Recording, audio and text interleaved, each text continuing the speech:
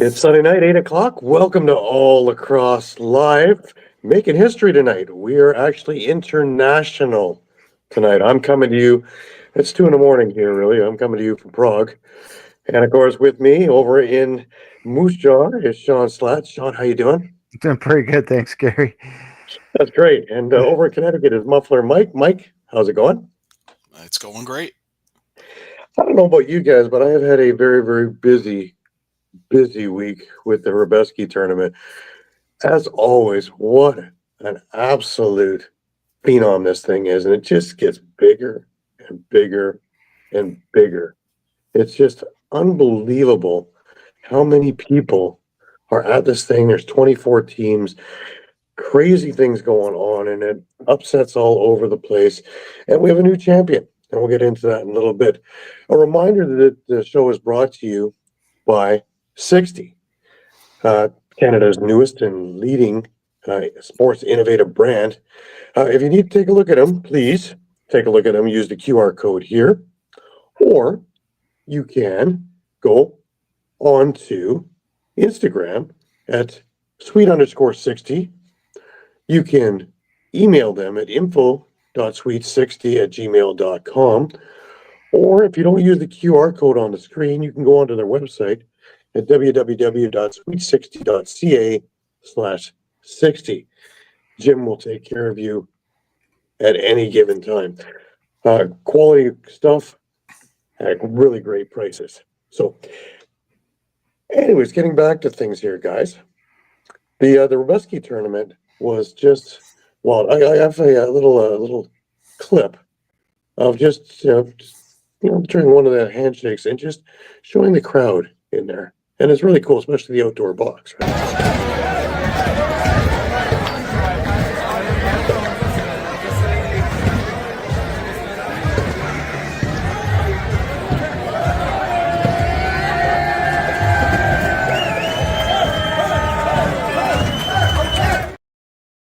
And that's something. And that's something. Amazing. Just amazing. And it just gets bigger and bigger. And, they run the thing so well done. Everything is like clockwork. I could only wish in North America we could do things that succinctly. It would make life so much easier to get all these different people from all these different places and all these different things going on, let alone the Good Stick Company and Brian Whitmer and his group in one thing. They've got massage therapists and chiropractic in another spot. They've got a different thing for equipment in another spot. They've got things for merch and team selling stuff in another spot. They've got grilling stations for some of the famous Czech food in another spot, let alone all the different pouring stations and all the cups. I will when I get back, I have a beautiful picture of the lovable snake, which is all the cups, and of course it was the Gales carrying it. The thing is about 14 feet long, as they were trying to bring the cups back. And there was an announcement after that. I had to laugh at this one. Was please only bring 20 cups at a time back, because there's a deposit on them, right?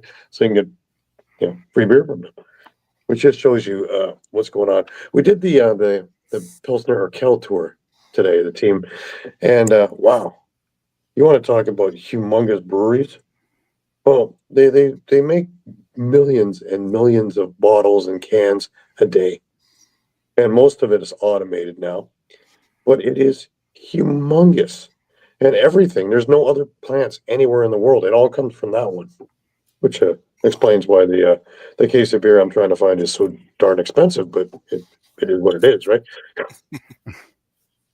But we were trying unfinished and finished, and this is weird. The whole town, it's in a town called Pilsen, small town, but I guess about an hour and a half outside of Prague, and a gorgeous city, just amazing.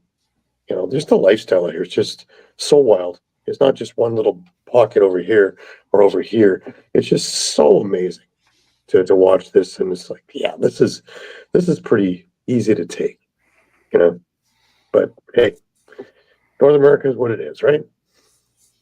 Let's go hustle bustle and So if there's another reason why I want to maybe think about retirement out here, spending a week at a time out here is like, yeah, man, I don't want to leave this. And I had a long talk with Adam Sherpun, the commissioner of NBLL, and he was actually doing some color commentary for the Czech TV for the later games in the tournament. So getting giving info on players and on things like that to him to make his notes and stuff like that was kind of fun during one of the rain things. We had a couple of days of rain, and unlike North America, where you get 3 drops of sweat on the floor, and we've got to call a game. Well, we spent 2 days basically in paddle boats on the field,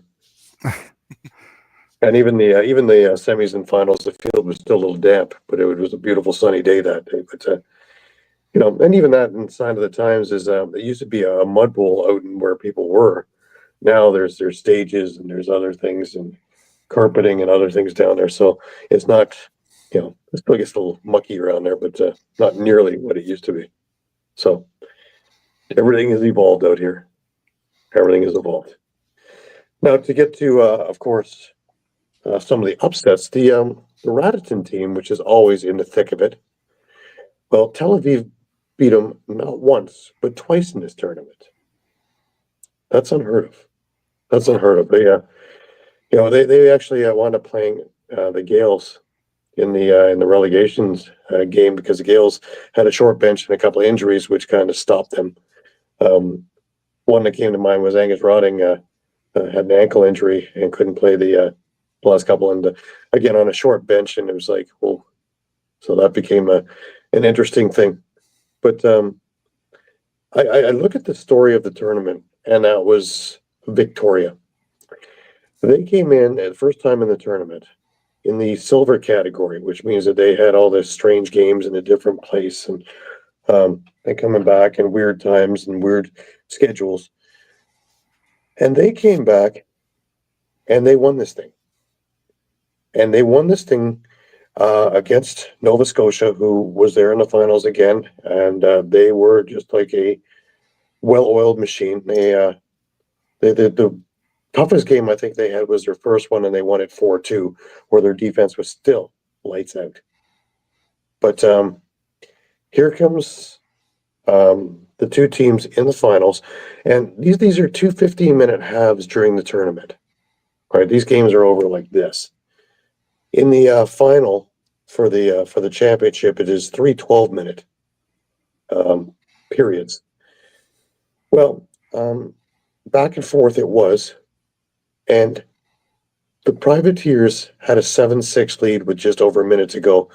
And knowing the MO here, defense locks down, this thing's done. It's a three-peat. Victoria scores to tie this thing up with about a minute to go. They go into overtime. The Privateers get possession out of the face-off. They have an opportunity, don't capitalize. Victoria does. And they are your new champions. There you go. Congratulations to the Victoria Leprechauns. Great jerseys, too. Yeah, those are And in great. second place, of course, is the Privateers. But wow, what great!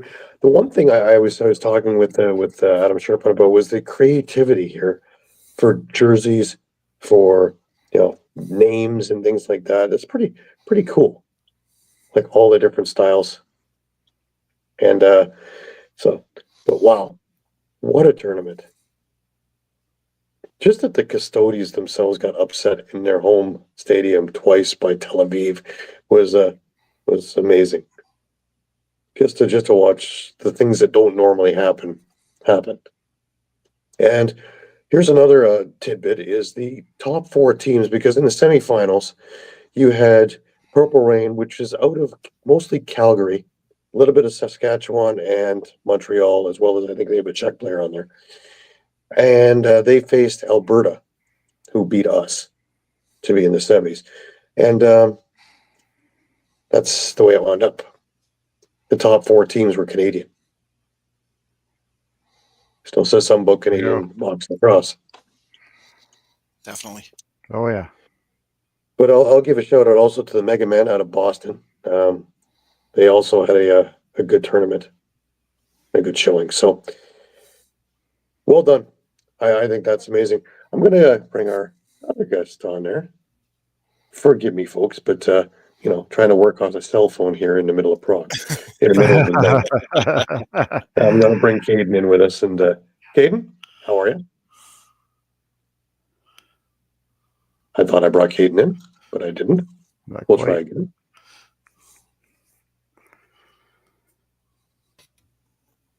Ah,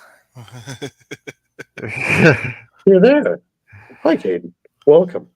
Welcome to the Howdy. middle of the night. middle of the night. Yeah, middle of the night. Close enough. It's a few minutes after. I'd say it's about 11 minutes after 2 right now. So it's okay.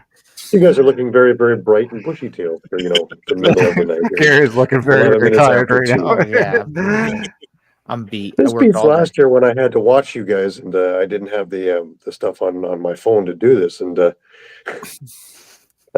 throwing in text messages and stuff like that. It was an interesting thing. But I was able to, and here's another shout out to NLL Plus, was I was able to watch the games. Granted, it was in the middle of the night, and when I had bleary-eyed opened up my eyes and saw that it was 5-4 for Buffalo, and I thought, okay, it's halftime. I was wrong. Little did I know that they'd done set a record for the lowest amount of goals in a playoff game or any game, really. It's like that's Buffalo's MO this year. Get all the firepower and set records for the lowest scoring games ever. Yeah. Yeah, they've been kind of saying playoff game, but I believe it's the lowest scoring game in NLL history, regular season. Or Yeah, I think it is. I believe the previous record was basically the Seals beating Ottawa 6-5 earlier in the year, and that was tying a record.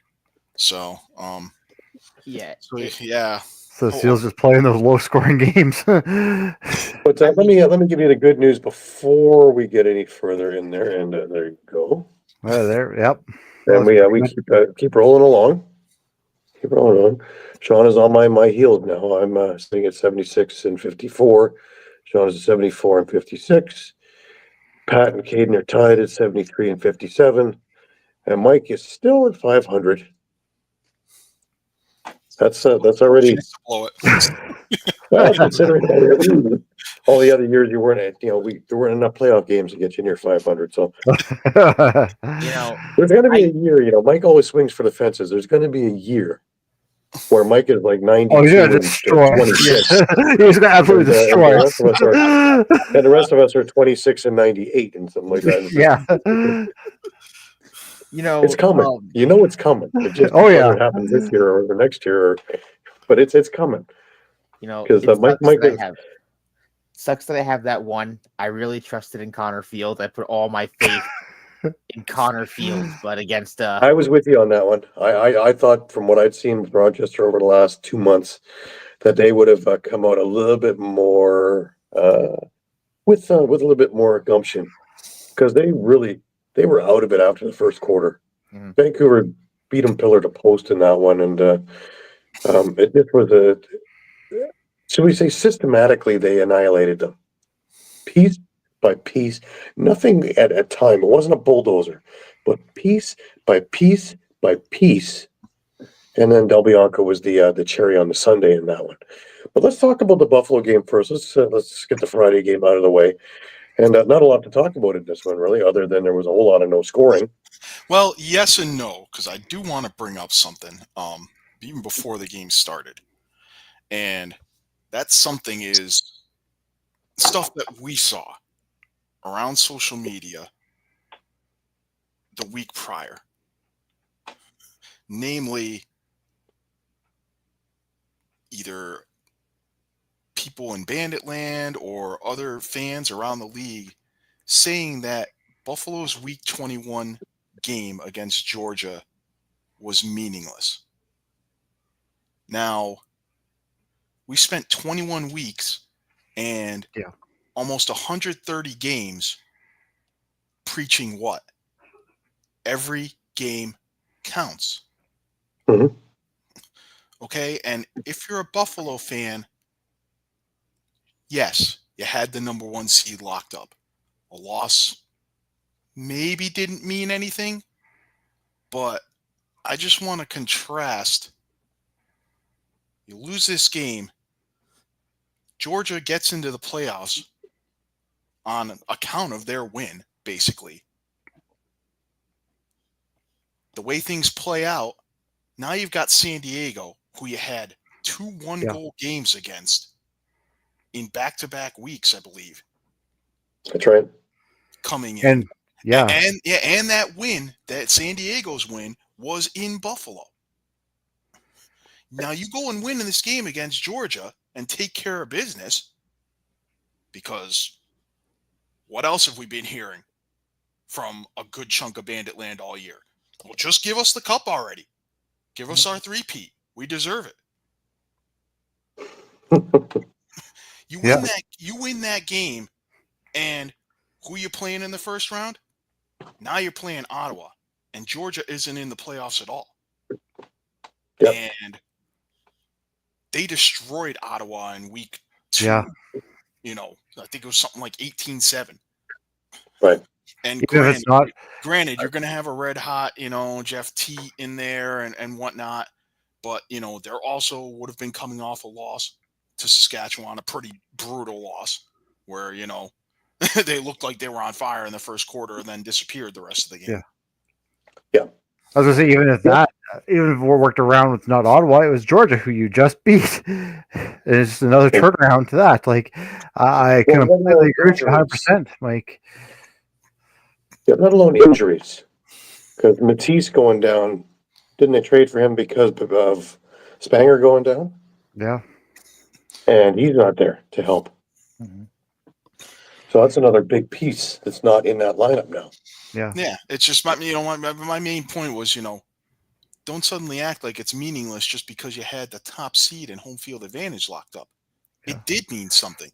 It meant maybe not so much to Buffalo, but it meant something. It definitely meant something to Georgia, and it should have meant something to Buffalo, because it was, again, the difference between playing this game, which, have any of you finished wrapping your head around what happened against San Diego here?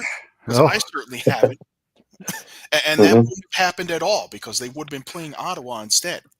And San Diego, I think, would have been the 6th seed had they beaten Georgia. Yeah. And that's the other thing, too, I made a point of after this game as well is, everything's saying, well, if you're going to take out Buffalo, this is the chance to do it. I don't know about that, because we have seen now that Buffalo, for all the sellout crowds they've had, they've struggled to play in Banditland. So I could easily see, Vancouver now stealing a game in Buffalo. So, Shawn, I actually want to build off of your point there. I don't want to play my hand a little too early, but as you can see from my tag, this loss for Buffalo, like Mike, you were mentioning how that loss for Buffalo leading into the playoffs is huge, but it's a huge momentum killer for Banditland, because all that momentum they had for any possible win going in, not only does it change up the seeding, but now it puts them in a rush of momentum, saying, we just went in with a huge win. Now we're going in against a team we know we can kill. But now you're going in and barely beating San Diego, a team that we talked about the entire year struggled so much. They struggled to have consistency after consistency after consistency, and we're struggling entirely throughout the season. Granted, a lot on injuries, but still the fact consistency was their key issue. Yeah. So then for Buffalo to just squeak out against San Diego, while yes, week in, week out, it's a completely different thing, and each week is different.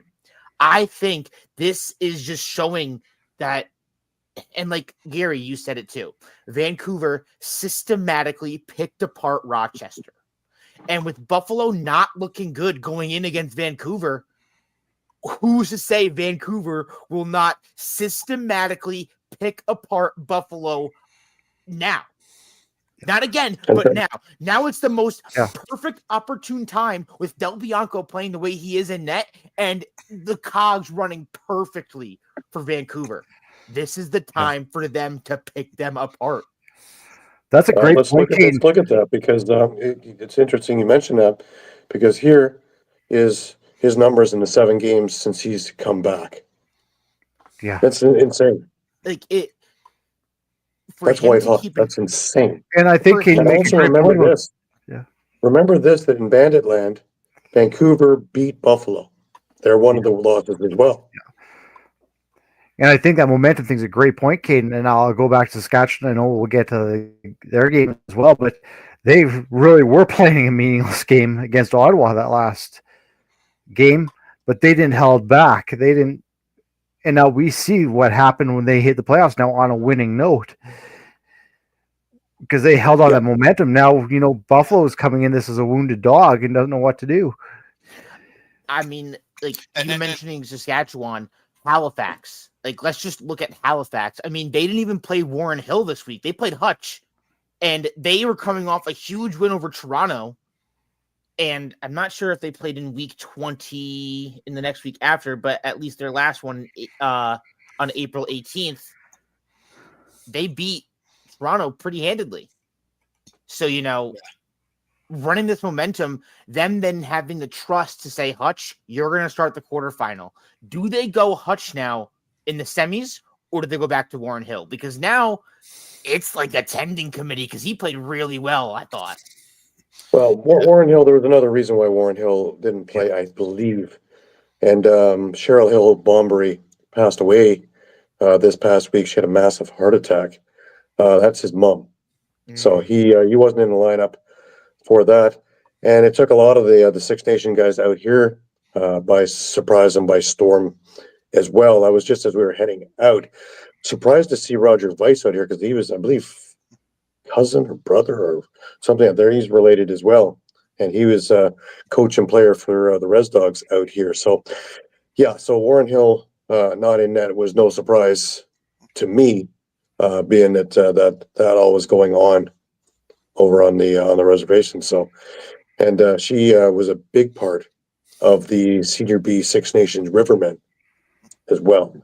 So we, I have a little thing up on the Ontario Series Lacrosse website that we put up for just to perspective her and the family and everything like that. So, but to get back to our point, that's why Hutch was in, but he played the last couple of games as well, and he looked good enough to be a starter. So I think the torch is slowly being passed. You got to ride the hot hand. Yeah. You got to ride the hot hand at this point. Yeah. And, we had talked about it in, we all four kind of discussed it, that, like, hypothetically speaking, what if Matt Vince retires from Buffalo after this year? Does Buffalo say maybe they make a big push for Warren Hill to keep that star at the top, or like to the bow on the present, to push it all together, while Halifax knows that they can go to Hutch in situations like that? Because Gary, like you said, he looked like a starter the last couple weeks. Mm-hmm.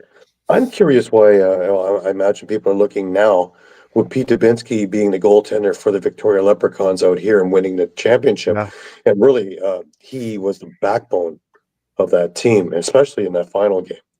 It was wild what he was doing in that, and so easygoing. Another kind of guy that reminds me a lot like Deacon Knott in that respect of just nothing bothers him. Very, very thankful to be at the show, but he's had a storied career. He's had a number of WLA championships, as well as opportunity in the NLL before. So there's a thought there: would somebody want to draft him now, or sign him as a free agent? Sign him as a free agent, yeah. Yeah. Yeah, it's a possibility. I mean, I would also, and I'll get to the stats on the Buffalo game in a sec, but if you're Buffalo, I mean, you have a serviceable backup right now, and then of course, and Steve Orleman, and then of course you have, they signed, I know they signed their draft pick from a couple of years ago, Evan Constantopoulos. Well, Constantopoulos is still in the thing. Yeah, he's signed to a protected practice player agreement now. So so clearly he is in their future plans. But you have to wonder if they might look at their upcoming opponent in Vancouver, because now that they have Christian Del Bianco, you know, maybe they're gonna. You think that Aiden Walsh is a little bit expendable now? There's a lot of because goaltenders. Yeah. O'Toole- Yeah, Connor O'Toole's in the pipe.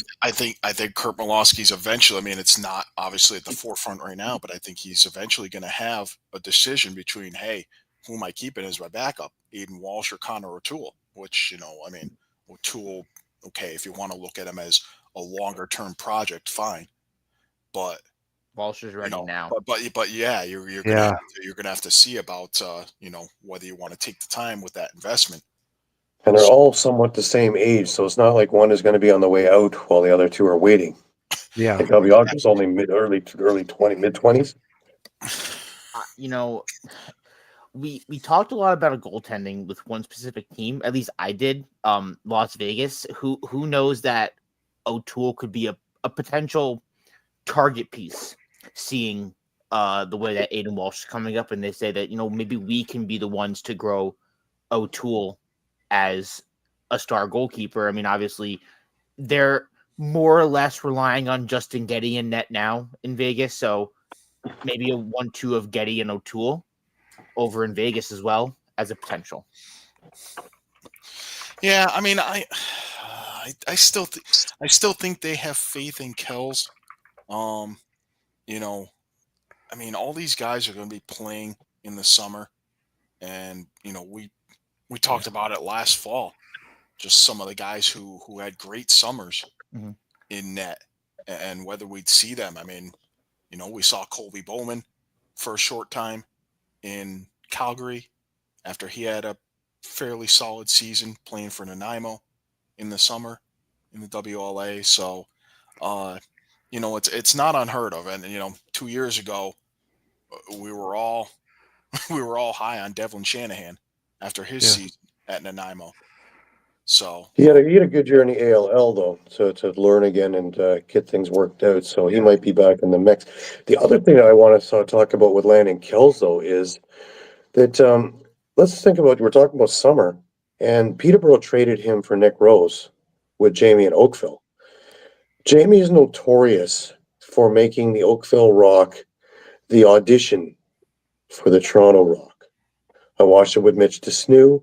I've seen it with Zach Kearney. I've seen it with a number of other players that have played for other teams, and lo and behold, here they come and they're signed on to the Rock roster down the road a bit. Do you think maybe Nick Rose doesn't get re-signed, and maybe Landon Kells is in the mix there for Toronto, looking for another starting goal? Or are we looking at Holochuk moving? Because that's the point I was going to make, was there's a lot of backups right now that have proven this year that they can start. Holochuk, Hutch, Aiden Walsh. There's a lot of guys sitting in the, you know, second spot right now who are ready to be starters. I Just think bolsters my argument for expansion, right? That we have enough of everybody sitting around and need jobs. Yeah. I mean, I definitely think it would be interesting because you mentioned Oakville. I think it'd be really interesting to see Kells and Holochuk as the 1-2 in Toronto, because that's kind of saying like the youth intake, the youth takeover is here.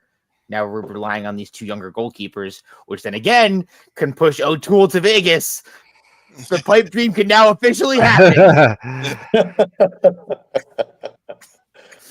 You guys just made it all happen in a span of 5 minutes. I didn't have to say a word. Very true. Very true. Yeah. But there is that opportunity, and there is all those other little pieces in the groundwork that your thought, Caden, makes perfect sense in there. So, yeah. Well played, sir. Well played. All right, I'll just finish up on San Diego Buffalo here. Buffalo got 2 goals out of Ian McKay. Dane Smith had a goal and 2 assists. Nick Weiss, a goal in transition. Josh Byrne just held to just 2 assists. Kyle Buchanan, a goal and assist, and obviously that goal was huge because it turned out to be not only their last goal, but the game winner. And had it not counted, we would have been talking about overtime. And not even overtime, but a potential Buffalo loss, which in the first round of San Diego would have had Bandit Land up in arms, pitchforks and torches, marching towards Key Bank. Definitely. Did anybody hear anything about Josh Byrne? Because I heard he didn't play a lot of the fourth. He went off with some sort of an injury. It looked like maybe ankle, lower leg, something like that. He did. That's not good. He did return in the fourth quarter. He did. Okay. That is something to keep an eye on, though. I mean, obviously, they're not going to be playing till Friday, so I mean, a little bit of time in between, but that's obviously Vancouver will be watching. Yeah, Oh, yeah. absolutely. Oh, yeah. And again, I mean, I know I don't want to keep pushing off, but it's going to go back to that systematic dismantling of teams. And if Josh Byrne has even the slightest look of injury or the slightest look of pushback, Vancouver's going to They'll exploit it. yeah, they're going to completely exploit it. Yeah. So again, that Bucky goal was end of the first half. Chris Origlieri shut out the Bandits in the second half, kept them scoreless. The Bandits went 0 for 3 on the power play. Matt Vince, 48 saves. I mean, just Amazing. on the Seal side, Zach Currier, 2 goals, including the one with 1 second left that would have tied it if not for Buchanan's goal at the end of the first half. Trey LeClaire, goal and 2 assists. Westberg had a goal. Ben McIntosh, 3 assists. Rob Hellier, 2 assists.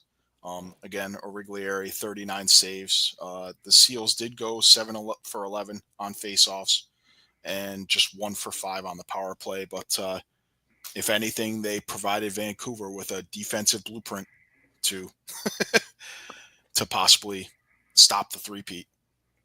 You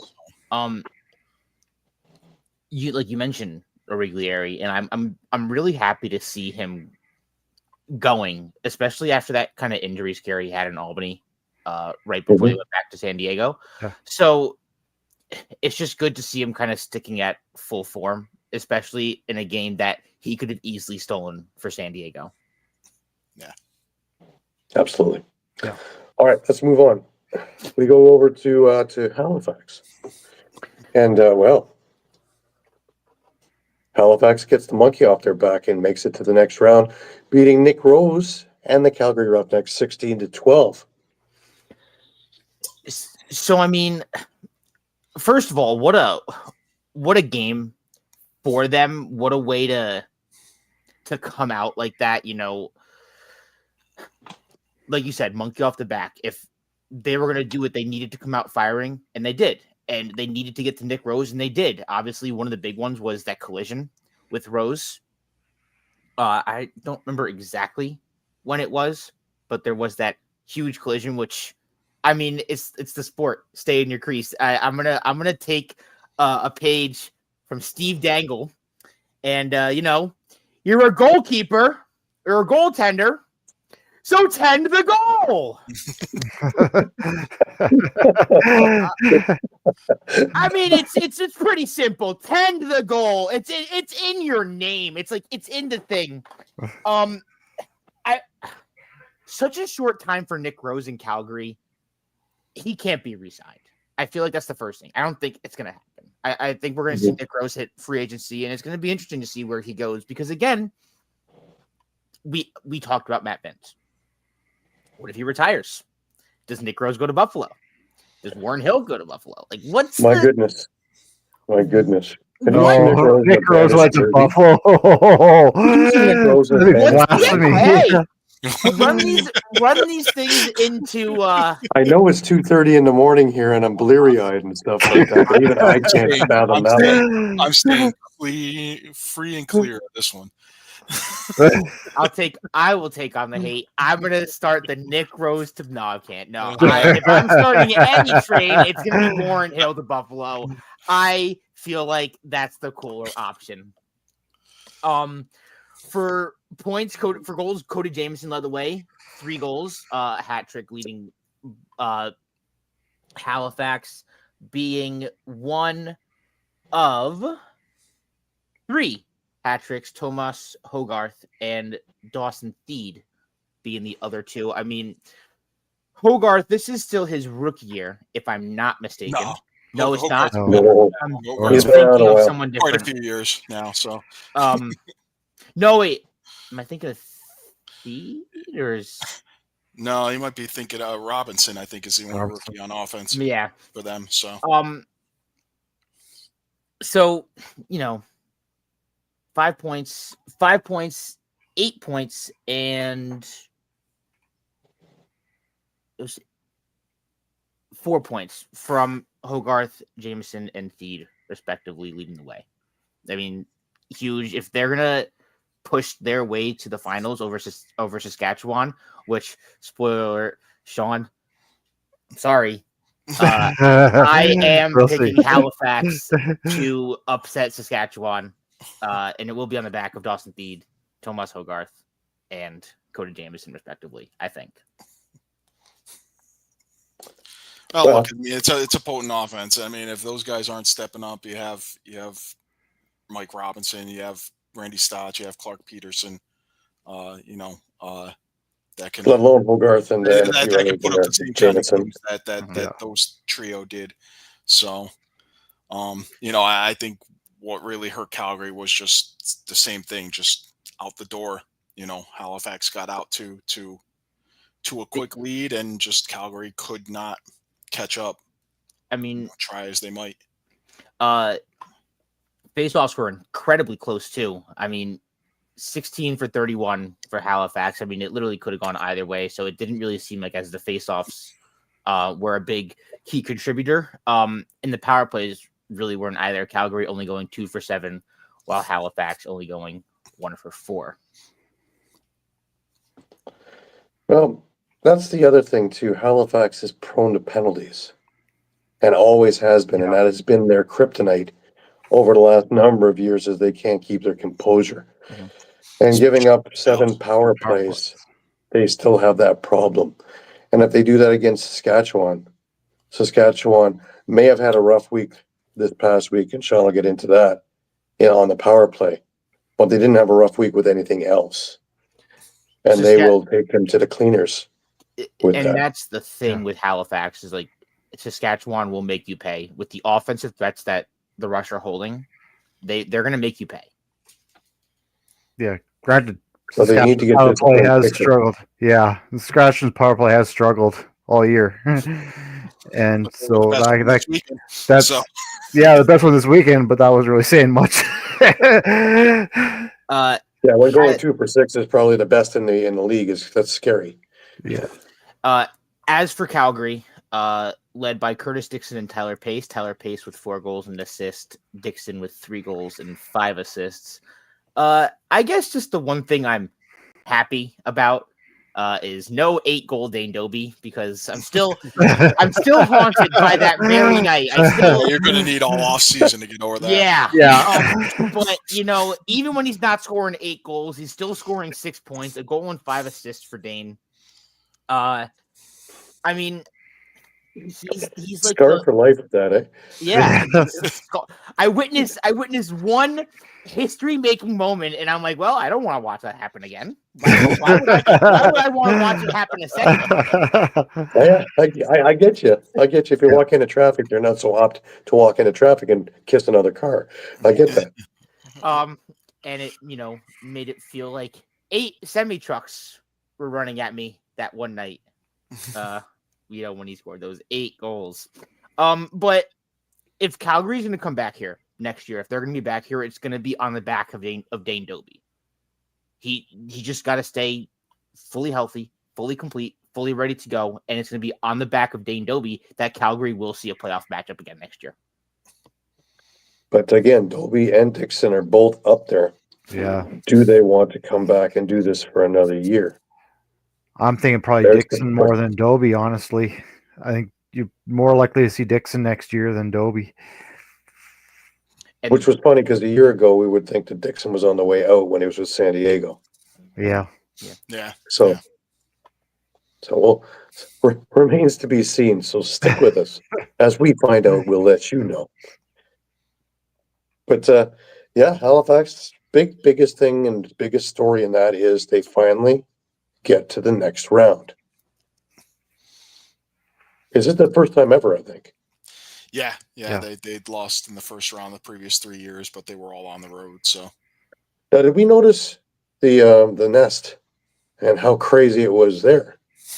Tell me not everybody's excited in there. Guys out here that are on the East Coast are talking about that and the sanity of that place and everything else and how it's helped Nova Scotia lacrosse from the grassroots all the way up with the Thunderbird organization and the success that they're having. And it's exactly like Saskatchewan around 2016, 17. Yeah. And programs were everywhere. Kids were all into it. Well, those kids are now playing RBLL, and it's really been a big thing of growing minor lacrosse and above up to senior B. Mhm. So Yeah. you take a look at that, and now we have that on the East Coast, and those programs are starting to move. So really a lot of great things in there. But boy, oh boy, taking a look at that arena. That's a definite home advantage. It's not just Bandit Land now with that home advantage. You know, yes, you lost the crowd over in Calgary because they're eliminated, but Halifax is nuts. Vancouver is starting to get into that realm of a home crowd in there that enough to make it difficult for opposing teams. That's another thing that's pretty well. Saskatchewan's the only one where we had all this stuff, and now you brought up a good point there, Shawn, off air, is that of course Saskatchewan being farming and it's seeding time. So a lot of the people that would be coming to games normally are busy getting their crops together so they can actually live. Yeah. So It's a very weird dynamic out here, but that is it because again, we'll get to the game, but like, I mean, that arena was half empty, but that's what a lot of I heard was it's seeding time. Like a lot of the farmers that usually come to those games, which is a good percentage of them, are busy. and they slowly should be. Yeah. Gary, I want to mention you talking about attendance. There's nearly 8,000 at Rogers Arena, while they had nearly 11,000 in Halifax. So, I mean, great That's showouts. cool, isn't it? Yeah. And Okay.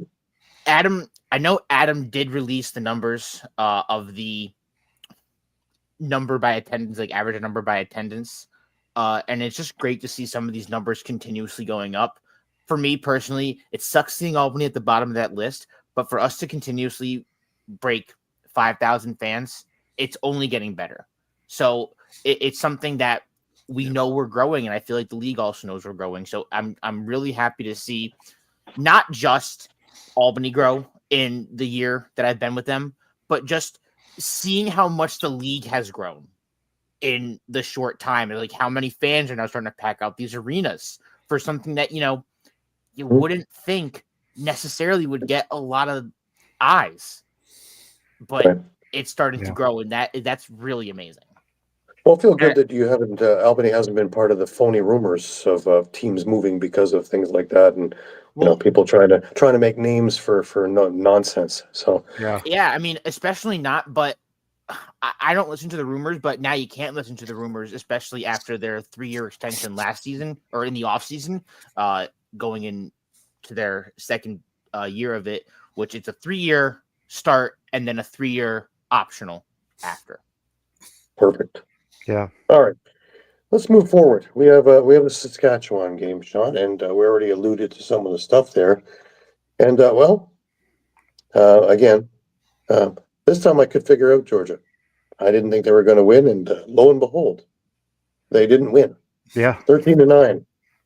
And 13-9, and Georgia went out to a 2-0 lead, but the Rush are now 10-1 when their opponents score first. So as soon as you knew Georgia was on the board, you knew Saskatchewan was going to win. Because after they went 2-0, Saskatchewan rattled off 4 goals in a row, and all of a sudden, here we go, right? But I think the turning point in this actually was in the fourth quarter. It was in the third quarter. And The Rush were ahead 7-6. Shiliano made a save. The rebound went right into Shane Jackson's stick. Shiliano was down and out, and he just made an unbelievable stop. And if that would have gone in, that could have completely changed the tide of that game. But the fact that he made that stop, it just deflated Georgia, kept Saskatchewan's lead, and they just kind of cruised on from there. And Tell me, Yeah, do we have to give him goaltender of the year before we shut people up about him? yeah, and you know what? I really think he should be up for goaltender of the year. You look at his statistics through the season. I mean, he had the best save percentage. He was up, I think, the top 3 in goals against. Like, what more does he have to do? Exactly. And he finally Exactly. won. And he finally won a playoff game, and he looked outstanding in doing it. What Yeah, more do you want from the guy? You have to factor in. I mean, I would imagine based on body of work that you really can't nominate Del Bianco. Yeah, I did hear that Del Bianco will be up for both MVP and He is- goalie of the year. he is in a eligible, short but- time. Yeah, he is eligible, but yeah, like he only played 7 games. I mean, Yeah. that's not against him. Yeah, But- yeah. I mean, Shawn, I want to allude to Scigliano, as you were mentioning, 38 saves on 47 shots. And like you said, that arguably the game saver for Saskatchewan. And you know, I talked a lot about their offense and how like the potent offense, and you talked a lot throughout the year about their potent offense. But while a lot of teams need offense, the basic key phrase to every championship winning team is defense wins championships. Goaltending wins championships. And if you're going to win a championship, Scigliano is in the best form right now to win a championship. And what's his defense doing? Jake Boudreau had 4 goals. Your defense is scoring. Not just- Defense is literally physically winning you championships Yeah. at this point. I mean, they have so many weapons. And it's not just on offense; it's in transition as well. And the fact that Robert Church only had 3 assists in this game, and they still came out with a healthy win, just shows just how deep this team is, and how important was that. Again, I said it before; I'll say it again. How important was that acquisition of Austin Shanks in the offseason? I mean, he just that extra piece that they needed in that offense to kind of take them to the next level. Yeah, definitely. I mean, just having that extra depth scoring, specifically from Shanks, has really elevated Saskatchewan to that next level. Like, all those pieces were there, and it kind of felt like Shanks was that last puzzle piece that you said, oh, this is the puzzle piece. We found it. We finally found it. And I mean, look, you guys were fighting for first place the entire year. Yeah, after years and years. I mean, this was the first playoff game in Saskatchewan in 6 years. So after kind of years and years of just kind of knocking at the door, but not quite. There you go, right? And you're talking about the defense. I think that's part of what's helped Shiliano this year is that he's got the defense that they're giving him the shots that he wants to see, right? Mhm. They know what shots he wants to see, making sure he gets it. And I mean, again, we're talking about awards. Again, Matt Hossack has been just outstanding, and I don't see how he can't be up for Defenseman of the Year. He's done a good job in calling switches, and the team's done a good job in listening, and they're all on the same page. That's a huge thing if they're going to win anything, Yeah. and they've proved it time and time again. Do we now say that they played somebody? I would say so. Yeah. I think that would shut those people up too. You know, Shawn, like, you're talking about like shots you want to see, and like, I hate to keep pulling back to Albany, but it's like it's the best thing I got. It's something that I want to see happen with Dougie, because like Albany has a defense that's working there. Obviously, they have the great pieces like John Wagner, Jackson Nishimura, Will Johansson, Colton Watkinson as just specific guys to rock on that defense and transition game. Making Dougie being able to see those shots like Scigliano was able to see is exactly what they need to make a push back towards the finals. And that's the other thing too. The past couple of games, like goaltending on the other end, like there were no slouches, right? Again, like Ottawa, where I said if it wasn't for Higgins, that game was gone out of hand. I feel the same way. Where like Dobson played actually a really good game. It's just he saw. I'm just going to pull it up here. How many shots? He saw 60 shots. Yeah, It's a lot of rubber. Yeah. So Absolutely. one for Dobson, that one could have got a lot more out of hand. Now we look forward to Saskatchewan and Halifax getting together here, and we know that Caden is all over Halifax and Shawn is all over Saskatchewan. Now, for us who are in the middle ground, sway me. Why am I going for one or the other? Shawn, we'll start with you. Oh man, because honestly, I think this is going 3 regardless. Both teams have a lot of depth. I would give the advantage slightly to the Rush on that transition game. Yes, they've got Tarasenko. They've got a few pieces there with Halifax, but I think there's a lot more pieces in that defensive end that can run the floor on you, and they can run. Like they said, they can run for days. They can wear you down. Don't forget the Tyson Bell factor for Halifax too, though. Yeah, but the other thing is the penalty issues with Halifax. Yes. I think Saskatchewan was the least penalized team in the league this year. So as long as they can stay out of the box, yes, their power play has struggled, but they got to stay out of the box. Caden, swing me the other way. Let's start with. I'm going to start with the goalkeeping, work my way up. I mean, specifically Hutchinson for the last couple of weeks has looked outstanding as a starter. And that's where my first mind goes to. I look at the goaltending and how can goaltending win? I mean, I've obviously witnessed it firsthand with Dougie in Albany, but I'm not going to lie. If I'm Halifax, I'm definitely worried about this uber talented, high offense, amazing transition game, this up to town perfect squad that Saskatchewan has.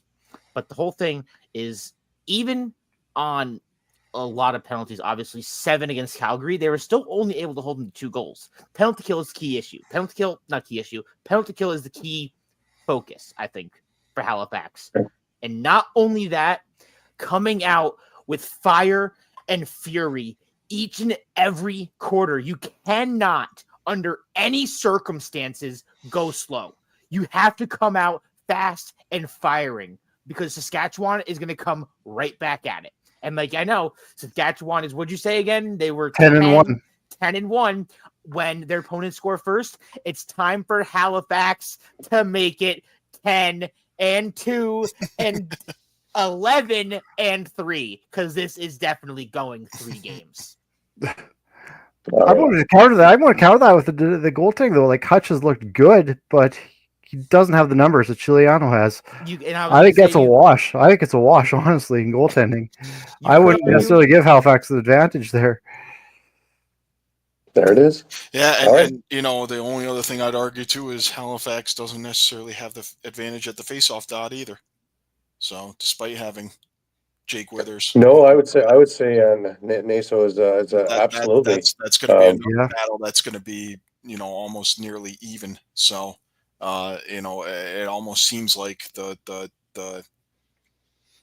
one potentially lopsided factor is going to be Halifax. And Withers is prone to a lot of penalties, eh? Withers is prone to a lot of penalties, so it may not be that he's taking all of many faceoffs. Yep. Because him and Bell and guys like that are in and out of the box. Unless they get more disciplined quickly, that takes it. There's 2 parts of the game out.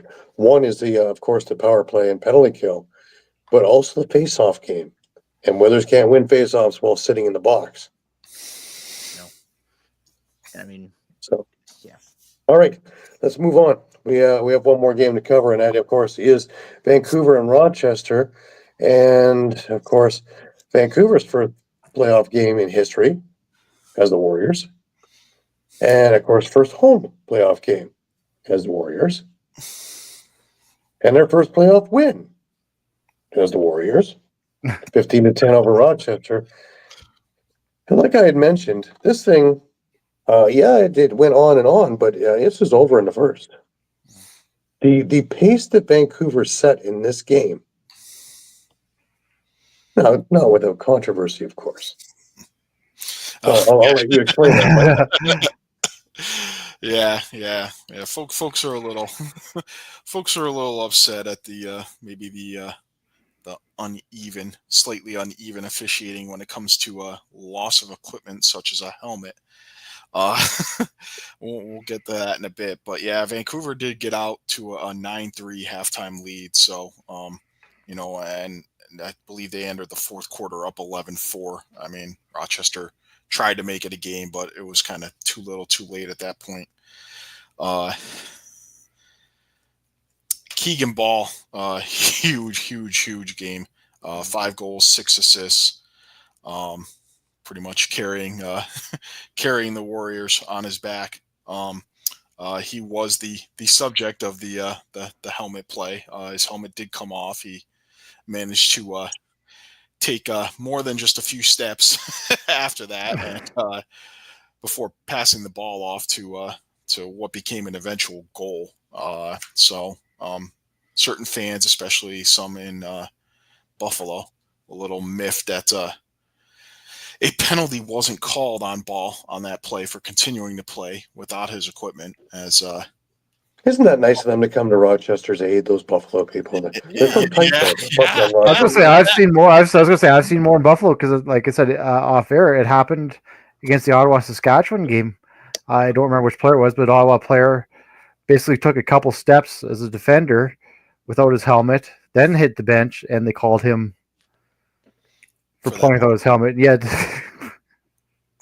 Pretty much the same thing happened to Zach Melker, and he probably took a single step, and was whistled. So so a little inconsistency with that. Hopefully it's not something that rears its head later in the playoffs at a crucial time.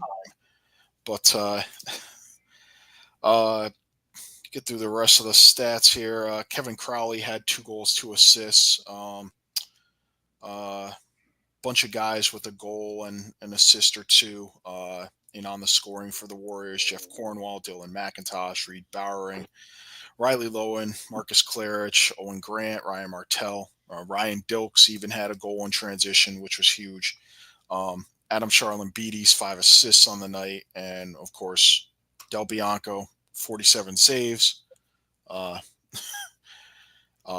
He's up to 7-0 now, as shown by the graphic we put up previously. 0 for 1 on the power play. Rochester went 0 for 3 on the power play. So just I said right before we started, take all these teams combined, and a little bit concerning about capitalizing on the man advantage. All 8 teams combined, 7 for 33 on the power play this weekend. Right. Is it just me, or does Crowley look like he's a spring chicken again? He looks like he's in his early 30s, late 20s. Yeah, I think he's definitely having a bit of a renaissance, if you will. I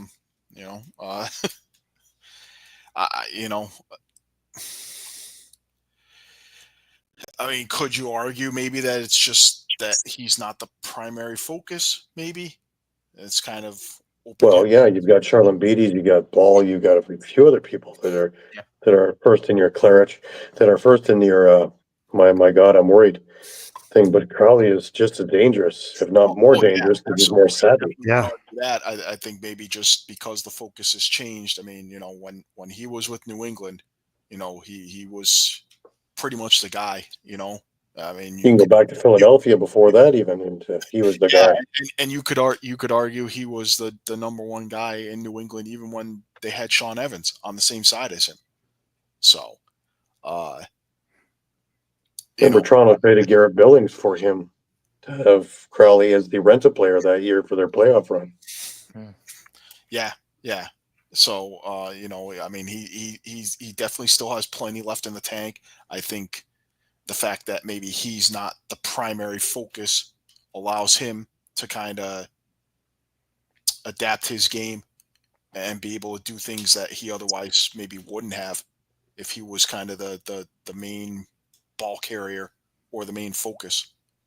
I mean, yeah, that's a huge benefit for such a high talented roster is that Crawley is kind of able to take that minor step back and jump into the game at his pace. See, like you said, ease into it. Let him form his game around how everything else is forming around him. Yeah. And that's what makes him such a great player, is that he's able to, like you said, adapt to these situations when he's always needed. You can always need him to go off for scoring. He can go off for scoring. If you need him to drop back playing defense, he can drop back and play defense.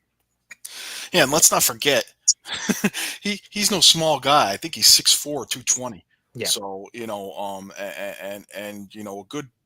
I'd say a good half of his goals are, the type where he's taking a feed and he's going right in the middle and he's right on the crease on the doorstep and burying those shots.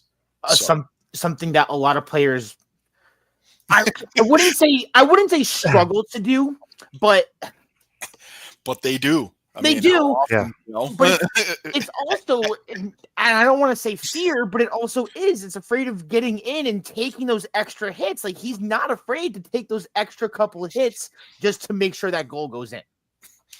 Absolutely. Just ask Gary about his team. Yeah. It's been an ongoing problem for several years now. So with the Rock, but on the flip side, for Rochester, Rylan Hartley and Riley Hutchcraft both played significant minutes in the game, combining for 32 saves. Ryan Smith, hat trick, 2 assists. Thomas McConvey had 3 goals and an assist. Connor Fields, 2 and 4 on the night. They got a goal each from Kyle Waters and Brad Gillies. Ryan Lanchbury, 7 assists. But it was kind of tough just getting into that hole. And I mean, other than the San Diego Buffalo game, I mean, all these games were teams getting in an early hole and having to climb out.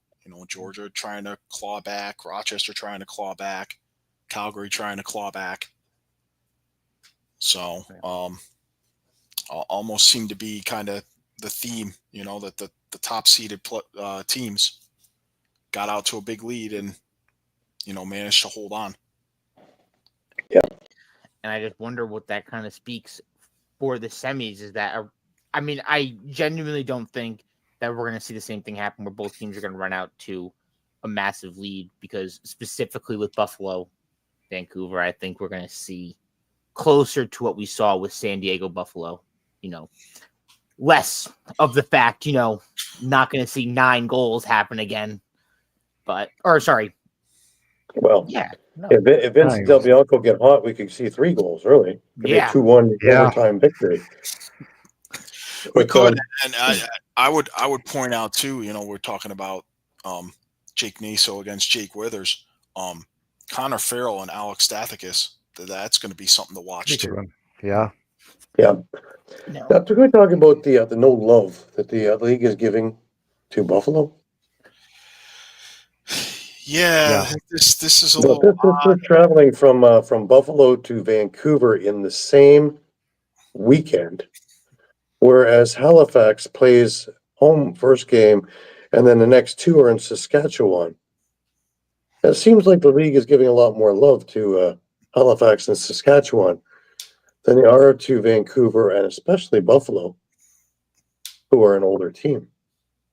And we all know how much Buffalo enjoys those long trips back and forth. Yeah, and not for nothing, but the broadcast team did point out in that Rochester-Vancouver game that, with the travel, by the time the fourth quarter of that game was starting, it was midnight here. So you had the home team in Vancouver kind of operating as normal, so to speak. And here are the Nighthawks trying to claw their way back in. They're down 7 goals to start the fourth quarter, and it's essentially midnight their Yeah. normal time. I'll have you know we can function just fine in the middle of the night. It's 3:05 right now. Look at Gary, a beautiful That's 3 in the a lone morning. exception here. Which, but it's funny you mention that, Mike, because I know when we talked to Derek Keenan after last night's game, and he was saying like we're going to Halifax a day early, just acclimatize ourselves, get good sleep in, get a good practice in. He's well aware of the travel. Yeah, and the broadcast team did mention that I think Rochester flew in on Thursday to Vancouver to try to do the same thing. That's a couple hour time, James. Trust me. I'm just getting used to the 6 hour time difference here, and I'll be on a plane tomorrow trying to figure out getting back to the 6 hours without the time change. Just to note to everybody who's putting comments in there, my apologies. I'm working off a cell phone to try and engineer this tonight. So to try and juggle all these balls here in the middle of the night and trying to get it done. If I don't have your comments up, I apologize. Eduardo, thank you for being with us, and thank you for all the things you've put up there. I have seen it. I just trying to make sure this all runs smoothly. So again, my apologies to everybody who's making the comments. Next week we'll be back to normal. As normal as that can be. Yeah. Mike, I kind of want to go back to something you were talking about with Rochester, and it's the goalie situation. How Hutchcraft and Hartley both played, and playing significant minutes. But I guess the question is there like a goalie situation in Rochester? Do they continuously ride it out with Hutchcraft? I mean, it's obviously Hutchcraft got every game. It's just No. They're Hartley's their definite number one as long as he's healthy. Yeah, I mean that's the caveat is as long as he's healthy. But you're anyone who's anyone is going to take Hartley, is going to start Hartley, 100% of the time, unless he's injured. Yeah. So I don't think there's as much. This isn't nearly or anywhere remotely close to say a Vegas situation, or even if you want to say a Halifax situation.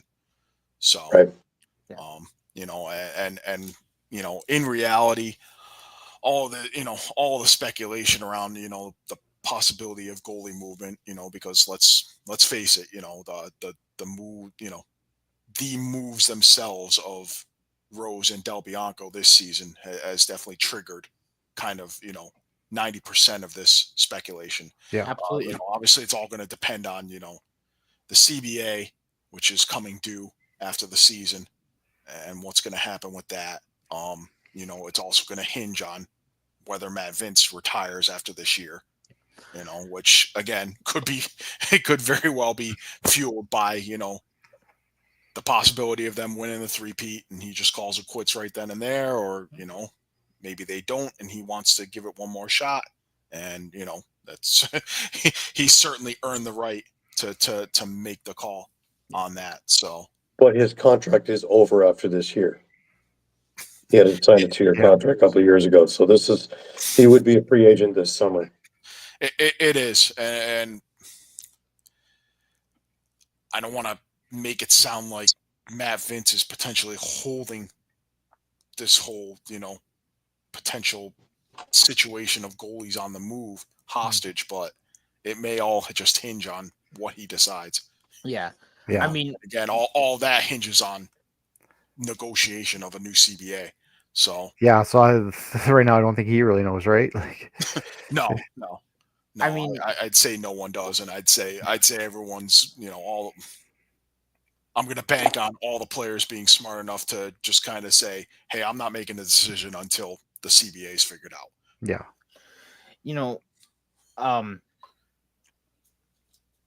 Oh God, I had a train and I lost it.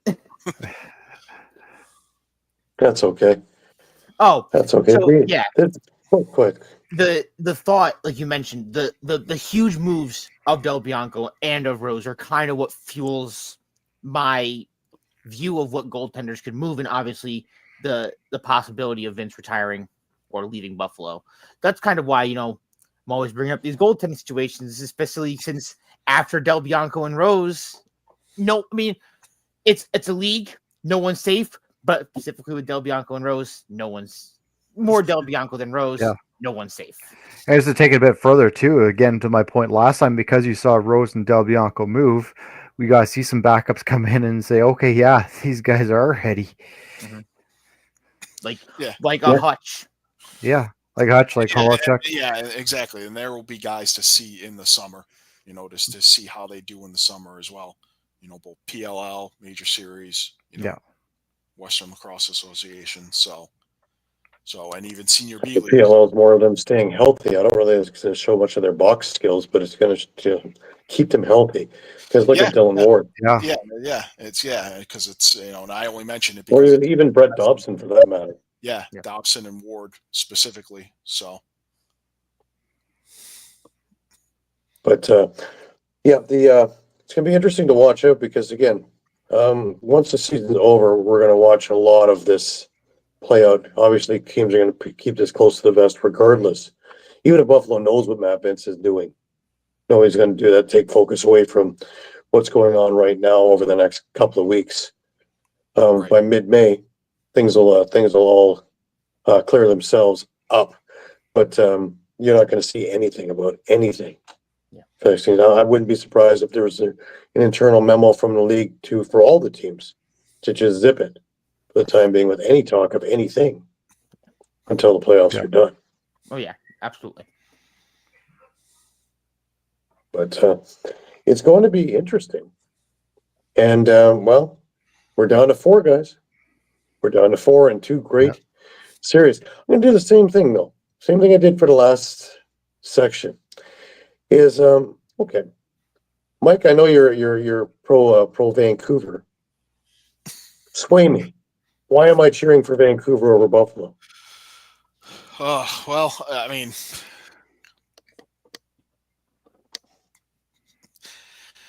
it's a good one. You got me. No, I mean, honestly, I think, much like certain other markets in the NLL, that this is a market that really needs. They need the boost that the Warriors are providing right now. Gary, can I take over Mike's question here? So Absolutely. Yeah. So Del Bianco. gonna first jump right in. Christian Del Bianco. That's it. No. I feel like once Del Bianco came into Vancouver, they finally found their spark. They finally said, "Well, now we have this all-star goalie in net. Now we can do whatever we want." And now it feels like Keegan Ball has taken that extra step. It feels like Ryland Reese has taken that extra step. It feels like all of these extra players have taken that extra step in Vancouver once Del Bianco got there. And I mean, obviously, the winning record shows it. Yeah, guys are playing a lot looser, not gripping their sticks with Del Bianco in goal now. They know they got a backstop. Not to say Aiden Walsh wasn't. Mm-hmm. Just to pull Reese is in Rochester. I don't want to. My bad. Put him in there. Names. But Yeah. he was probably thinking Ryan Dilks. Yeah, Dilks is the one you want to talk about. Yeah, I mean, look, I think I hesitated because I made a comment a couple of weeks ago that I thought in the pick'ems with my reasoning that I thought Vancouver would not lose another game. With them going up against Buffalo, I mean, look, I need you guys have had guys have heard plenty of my anti. You're calling it 2-0 sweep? No. That's just it. I have a feeling this is also going 3 games. So that means Del Bianco does have to lose one. And that means Vancouver definitely has to win in Banditland. Yes. But I think it can be done. It's I've seen the body of work. So I mean that did For me, Yeah. that makes the Friday Sunday thing much more interesting. You know, I think if they do take game one, then it's a sweep. I was also thinking of Riley Lowen. Interesting. My mind went. Yes, I said A Riley lot of Reese. My mind R's, went lot to of Riley. R's. Way too many All right, R's. Islands, yeah. yeah, Ryan, Rylan, Adam they're all in Charlotte there. Yeah. Medes, another R right there. R's. Starts with a C, but it Yeah, sounds like an get some R. players with some Z's and some J's and Q's in their name. Quintilius. I don't know. I'm thinking of As we names make our here. left turn down the other way. But The alphabet. okay, who's going to make the argument for Buffalo? A little easier argument to make, I think. I will. I'll stick with the arguments here. How can you go against Buffalo? Like when the times are toughest, Buffalo has always proven that they will win it out. They'll push it out. I mean, their whole thing this entire season was do not let Buffalo stay close, because no matter what, in the last 2-3 minutes, Buffalo's going to jump out to a 5-goal lead and take it away from you. You guys are just going to lose it in that last second. You cannot let Buffalo keep it close going late. If Buffalo keeps it close going late, it might as well be game over. But not only that, you have to keep Josh Byrne and Dane Smith in check. And I mean, I know here's it's a question lot for you, though. easier said than done, but Buffalo's MO has always been the run, right? Whether it's at the beginning of the third or late in the fourth, they're able to put together 3 or 4 goals, not just one, to just absolutely blow you out and demoralize the other teams. Does Christian Del Bianco neutralize that advantage that Buffalo usually can pull out? I watched in 2019. You almost want to keep it. If you're Vancouver, you almost want to keep it low scoring. So I watched that in 2019 with Calgary with Del Bianco in net, beating Buffalo in Buffalo. Low scoring at that. Yeah. Yeah. I mean, I will add to that. I think it needs to be Del Bianco and Alex Stathakis. If Buffalo gets on, because my only counter to what Shawn just said about keeping it low scoring is it was 2-1 San Diego, and Buffalo went on a 4-goal run to end the first half. Mm-hmm. It still turned out to be enough to win the game. It's also stay out of the box. Yeah. Subak cannot go crazy on somebody on Buffalo, though they'll frustrate him on purpose. Savvy guys like Paul Dawson will do that, no problem. He's got to stay out of the box because Buffalo will kill them if they're on the power play. I mean, yeah, and I think he's shown that. I mean, he had that, obviously he had that one game with, almost 40 penalty minutes, but it pretty much tapered off most of the rest of the season after that. I think he got warned, but his MO throughout, even on junior, has been apt to take a lot of penalties and do a lot of, aggressive things. I'm not going to say foolish things because I think they all had purpose for the team that he was on at the time. But I think that would just be suicide and foolishness and selfishness if it were to happen this time, because it might very well be a determining factor in a series that, in my eyes, is very, very close when you look at the numbers on paper and when you look at even when they're playing. I think this is, we're talking about Halifax and that, but I think this thing on paper now with the Del Bianco factor puts them pretty much even. Yeah. 100%.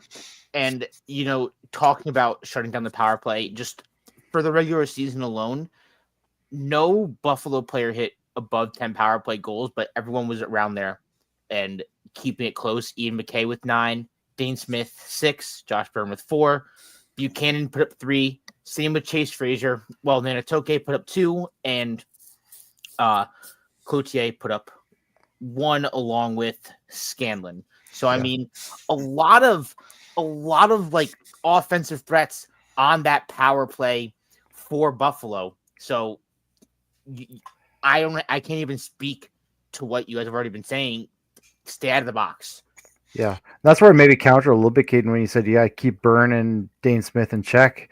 Even if you keep them in check, you still got Buchanan, you still got Chase Frazier, you still got Natikoke. You still got McKay. You still got McKay. There's still a lot of weapons that can kill you. And it's not even there, but you have to look back at their trade deadline. Picking up Matisse, picking up Ron John, those are just huge. If Matisse is healthy. Yeah. Yeah, Matisse, I don't know if we're going to see him again, though. Yeah. You may not, but Ron John, can help. Ron John, yeah. Ron John can help power the transition too. The only counter I might give Gary on the Subak thing is if Subak gets a penalty, he's likely not a big part of the penalty kill unit, because you're going to have Dilks, Beers, Midsky, Cornwall, Charbonneau, Owen Grant on that unit most likely. Now I'll put it on the flip side, and Buffalo. If Paul Dawson, Steve Priolo, Belter, Weiss are taking penalties, that's a key cog in your penalty kill unit that's not out on the floor during the penalty kill. True. I agree, but I was going to say, but Dawson, those guys, they're veteran enough to know, okay, this guy's trying to get under my skin, turn my back. I can't take this penalty. I don't think Subak is that kind of player where he might get on his skin. He's going to take that dumb penalty. Or inopportune penalty, more like. But I feel like something that we really haven't entirely mentioned is the face-offs. And Buffalo wants to win. Connor Farrell needs to be perfect. Yeah. Mike mentioned Sathicus, and I agree with that. I mean, if Vancouver wants to win, they need those extra possessions. Mm-hmm. And I mean, you even mentioned like the penalty kill. He's a huge part of that penalty kill as well, and only taking 2 penalty minutes. If you see Farrell in the box for Buffalo, it's another part of, could it be game over? Or could that power play or penalty kill be game over at that point, giving a potential 1-goal lead or more to Vancouver? See, even the other thing that comes to mind is the cerebralness of both teams of Kurt Malowski versus John Tavares. Yeah. In my eyes, 2 of the greatest minds in lacrosse today facing each other. So if you want to watch chess, this is your series. Yep. It's going to be very interesting. And that all gets going Friday. So stay tuned. We'll have your backs on all of this stuff. Also beginning is Ontario Series. MSL doesn't hit until the third week of May. Saskatchewan has got stuff going on, Shawn, right? Yeah, Prairie Gold Lacrosse League just got started up with their juniors. Start up on Friday. Prince Albert Predators and Saskatoon SWAT actually tied 15-15. Saturday, we had my Moose Jaw Mustangs. They defeated the Swift Current Wolverines 11-10. And then actually just this afternoon, the Weyburn Razorbacks defeated the Regina Chaos 15-14. So the junior B is underway, and then senior doesn't get underway. Their first game is May 21st with the Saskatoon SWAT hosting the Prince Albert Outlaws. All right. Now, same thing with thinking about Prairie stuff at RBLL. News today was that Dan T was at it again with Brampton, and he has acquired the rights to Mike Triolo for this season for the Brampton Excelsiors. So last year, as we were talking over here with some of the players, was Gavin Prout bringing back guys for Brooklyn. This year, this is about the 4th or 5th move that Dan Teed has made to bolster Brampton and make them a viable force again. So this year's MSL, if we get Owen Sound to do a few things, I got a feeling that nothing is a shoe-in right now. Peterborough's made moves. Brooklyn has got a number of their alumni back. Brampton has done a lot. Oakville, well, Jamie's got the Toronto Rock team there wearing Oakville jerseys now. And of course, Six Nations is still the NLL All-Star team, looking to do something that people don't usually do, other than Peterborough's repeat. So, and don't forget all the stuff that Victoria has been doing. Yeah. I was just going to say out west so- here, you know, you have Victoria, New West, Langley is always a threat. Those are probably your top front runners. Nanaimo, although, I mean, Nanaimo lost Zach Mans, but they've been a threat in the past too. So, But could we be seeing Del Bianco back with Coquitlam? Coquitlam, yeah. So that instantly makes them Contender as Yeah, well. right away Yeah. they become a viable source. Yeah. Oh yeah. Now, I would suggest that Pete Dubinsky will have a say in this year's WLA as well, if he's Yeah. playing as well as he did in Hrebesky. So it's going to be interesting. Absolutely. Just a reminder, everybody, we are on Facebook, we're on Twitter, we're on Instagram, we are on Thread, we are on YouTube. Please give us a check in all of those categories as well. Please visit us 3, 4, 5 times a day, especially now because the news is always changing. All these things are getting set up for the summer ball and the transition from NLL to PLL and, of course, all the summer leagues all over the place. And we will have, as always, our thumbs on the pulse of the situation. All right, let's move on to last words, and I can get a couple hours sleep before I got to go catch a plane. Let's start with Caden since he's made it to the end of the show. Thank you very much, Caden. Nothing happened. Last words.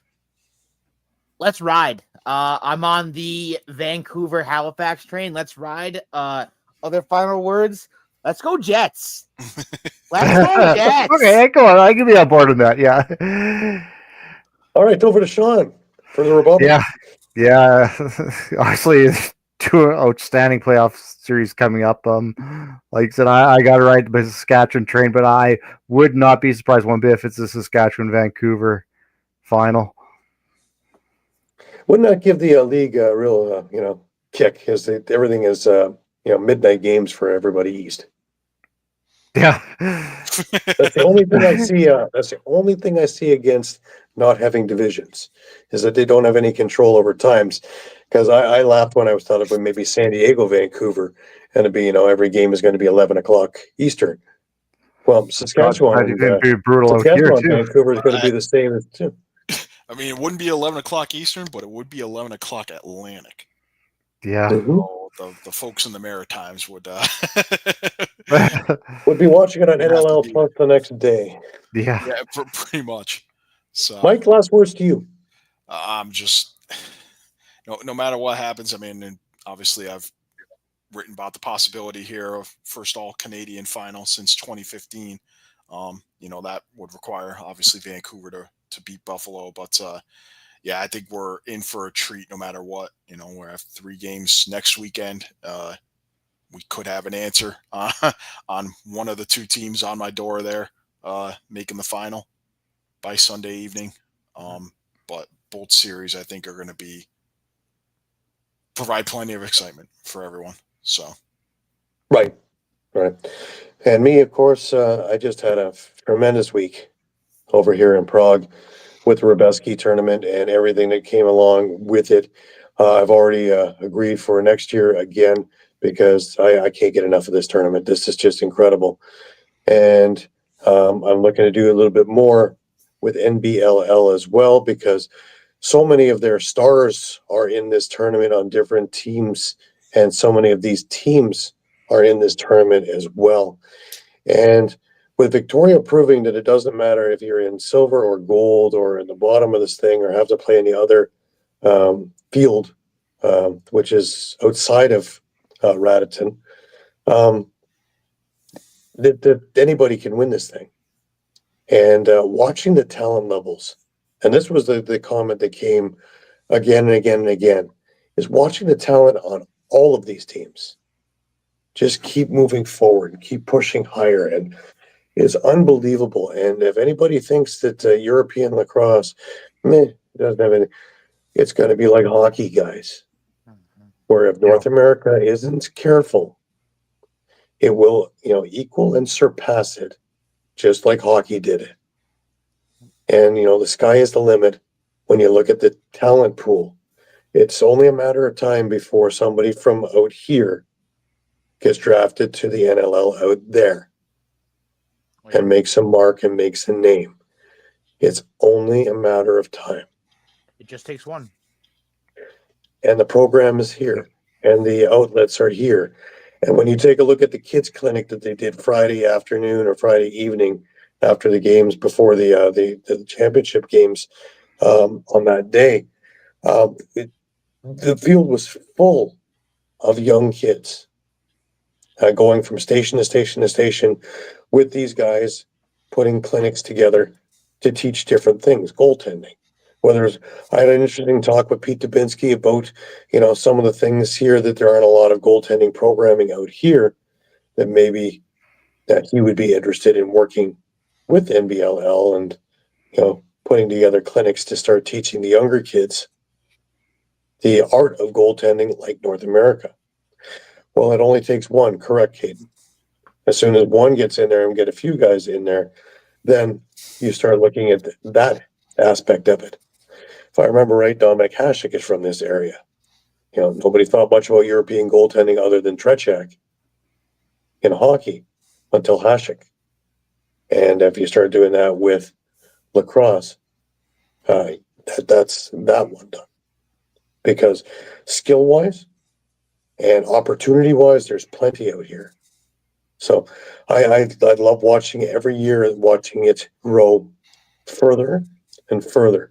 Because #grow the game, we've always talked about, and we've all done everything we can over in North America. And I can't tell you how many people came up and thanked us from teams that were out here for what we do. And I'm so appreciative that people take the time to come up and chat and do things and, different ideas and different things and collaborations that, with the internet and that, we're really not all that far away from everybody, and we're able to do things for one another here. Really, I think we're in the golden era. There's no way that we're on ground floor anymore. I'm looking forward to the Olympics in a couple of years when that comes off.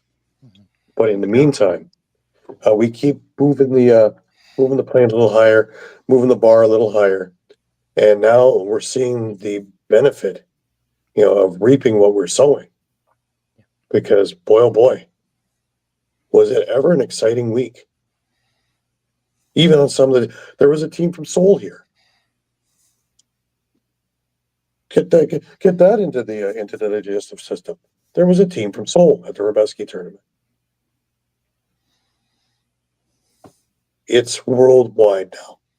And everybody's got a stake in this, which means that together we can push this thing through the ceiling. So really looking forward to that. I got a plane to catch in a couple of hours. I'll be back in North America. So we will be seeing you all late Monday night, Toronto time. And then we'll get back to rolling things as normal. Tuesday morning, we'll hit the ground running as always.